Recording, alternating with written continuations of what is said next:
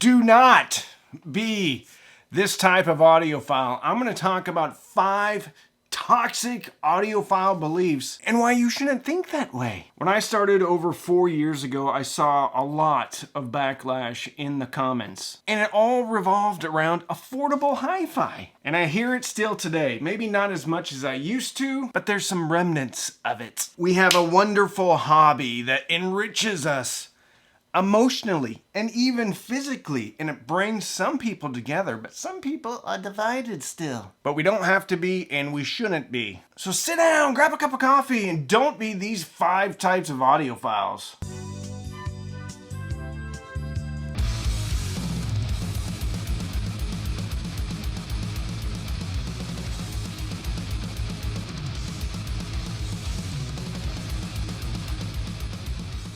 Do not be, in most cases, do not be the just save up a little bit more money and get X instead of Y. I have been guilty of saying this myself.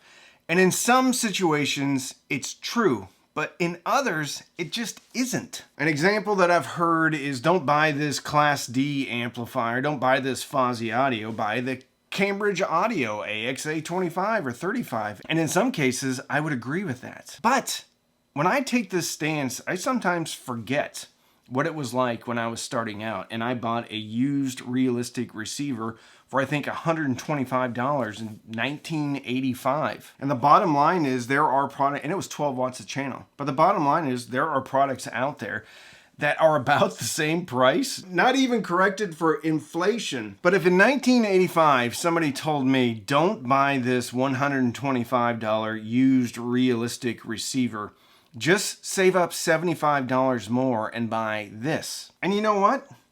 I wouldn't have been able to do that. Maybe in like a year, I would have been able to do that. But I think when we are in a fortunate position and we do have more money, it's easy to just say, don't buy that, save more, get this. Where the reality of it is maybe somebody only has $125 or $150. And the $200 or $300 that they should just save up is going to put gas in their car or put food on their table or buy their kid a pair of sneakers or take them to the doctor when their kids fall off a trampoline. When we say just save up more, what we're really saying is I am more fortunate than you and I have more disposable income than you. The cool thing about a lot of these amplifiers is you can upgrade them. So you get a Fozzy Audio ZA3 for $150, then you can upgrade the op amps later. But the thing about it is those op amps cost, I don't know, $50, maybe $75, maybe $100. So you can get in and start listening now and then upgrade it over time. The other thing to consider is if somebody doesn't have a system at all, they buy a $150 Fozzy Audio amp and a $130 speaker, and they're listening to music immediately. In some cases, I don't think this is necessarily a toxic opinion about saving up a little bit more and getting something a lot better. But to take the stance that this is garbage, you should get something else better, I think is tone deaf on our part. I'm very fortunate because I get to listen to a lot of stuff. I know a lot of people that are watching are very fortunate because they have more disposable income. But what about that person that only has $125 and they can only save $10, $15, maybe $20 a month? It may take them over a year to get something that is, quote unquote, just save up and get that thing. I have been an audiophile for 40 years. If they lead with that in my comments, I know it's just going to be BS that follows it. I've been an audiophile for 40 years, and I think X, and I think whatever you're saying is wrong. Well, guess what? I've been an audiophile, I don't know, 39 years at this point, and I am, again, very fortunate to be able to do this for a living, so I listen to things all of the time for my livelihood. My job is to listen to different components. Hundreds of components I've listened to. But if somebody says, I've been an audiophile for 40 or 50 or 60 years, therefore your opinion is wrong and mine is right, again, completely tone deaf. And I think this is contempt prior to investigation, because what they really have is an echo chamber where they say their gear is better because they've had it for so long. And chances are they probably haven't even listened to that many different types of components. Maybe. Maybe not, though, because because if an audiophile has a $2, $3, $4, $5,000 amplifier, I'm fairly confident that they're not running out to buy the latest and greatest Fuzzy Audio amplifier, put some Sparkles op amps in there, and then A/B their current system with their very affordable system with a high quality speaker and amp switcher. And this is especially true with streamers, with DACs, because that technology changes fairly quickly. So just because you've been fortunate enough to be an audiophile for 40 or 50 years does not make your opinion better or more accurate than somebody that's been an audiophile for 40 or 50 minutes. This is one of my favorite ones. It's your system isn't good or your component isn't good unless it costs X. There's just some random number that's placed on it. $4,000 for a DAC, which means if your DAC doesn't cost $4,000, it can't possibly be good. What happens if a $4,500 DAC goes on sale and now it's $3,800? Is it no good anymore?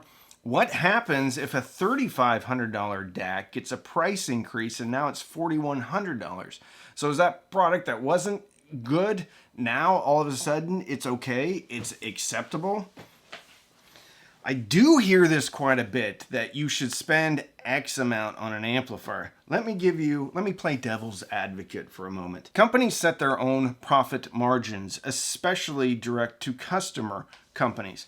So if you have one company and they charge 4X their cost as far as like component costs, then you have another company that charges 11X their component costs. Now there's overhead, there's staff, there's a lot of other things to consider. The 4 times component cost product is nearly 3 times cheaper than the 11 or 12X times product with the same components. Now I know there's engineering and there's different voicing and there's different things that can be done as far as a soft dollar cost, IP, design philosophy. My point is we can't just say spend $1,000 because $1,000 amp from company A could have the same components as a $3,000 to $4,000 product from company B. Then we also have to consider distribution.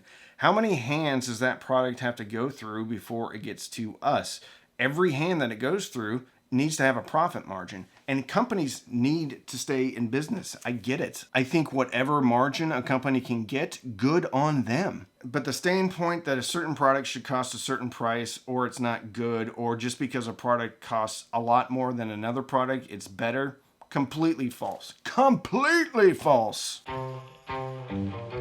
Audiophiles saying your music is garbage. The recording is terrible. Therefore, it's not an audiophile recording. I think that any recording, any piece of music that moves you emotionally is an audiophile recording. Because who gets to determine whether or not your music is recorded well? Now, this is a bit hyperbolic because I have heard recordings that just don't sound good, aren't dynamic, super scratchy in the mid-range. So I understand the argument, but I'm going to push back on this argument and just say, if you like the music and it moves you emotionally, then that's great music. That's a great recording. Your room is garbage. You can't possibly determine the performance of a product if your room isn't treated perfectly. No, that's not true. I don't really use any type of room treatment. Now, I would like to because there is a bit of a slight echo in my large living room, but I mean, I don't know how I'd even remotely start to approach that problem because I have really tall ceilings. But I've seen it over and over again that your room is the most important part of your system. I don't agree with that. I think it's a part of your system, but if you have carpet, if you have a bunch of furniture, that's probably knocking down a lot of these reflections. Most people just don't have the option to put their speakers out in the middle of a cornfield. Most of us may have a corner that we have to put one speaker in. Some of us have hardwood floors. I'll throw a rug down or something like that. But the bottom line is we have to work with what we have. I will push back on this argument too, that if I listen to all the speakers, all these different speakers in the same room, then that variable is fundamentally taken out of the equation because every speaker is in the same room. I have 3 different rooms that I listen in, and all of them have unique challenges. But my opinion from room to room almost never changes when it comes to a speaker. What I hear in the living room is what I hear upstairs, and if I'm listening to a bookshelf and I bring it down here, I will say that near field and normal listening distances, I don't know, 5-6 feet or greater, I will say that there is a lot of difference in that. Sometimes, but more often than not, the overall character, the overall personality of a speaker remains the same, even in 3 different rooms, all of them untreated, all of them with different flooring, different furniture in them. So I do not believe that the room is the most important part of our system. I think it is a part of it, but if you live in a glass house, throw up a tapestry over there at the first reflection point or something. But you don't need to worry about it as much as some people think you do. So, what did I miss? What is another common held misconception for audiophiles? The thing about it is like, we all love music. And we love gear too, but we all love music. Otherwise, we wouldn't be in this hobby. So we have more in common than we have more similarities than we have differences. And I think a lot of this comes down to ego, and a lot of this comes down to tone deafness, of not being able to understand someone that is just starting out on their audiophile journey, or just doesn't have the disposable income that we do. So I think it's wrong to vilify, just throw in the trash all these different affordable options that we have today. And it's a great time to be an audiophile, because I could put together a system now that would wipe the floor with the system I had in 1985, and it would be cheaper, even when you consider inflation. If you want to link up with other like-minded audiophiles that are very positive and want to expand the hobby, check out my Patreon, patreon.com/cheapaudioman. Patron Zooms, Patron Discord, Patron Facebook group. It's a great place. We do product giveaways there all the time. A lot of trading of equipment back and forth between the community. It's awesome. Thank you so much for watching. Like this video, share it out if you think someone would like it, and subscribe if you're not.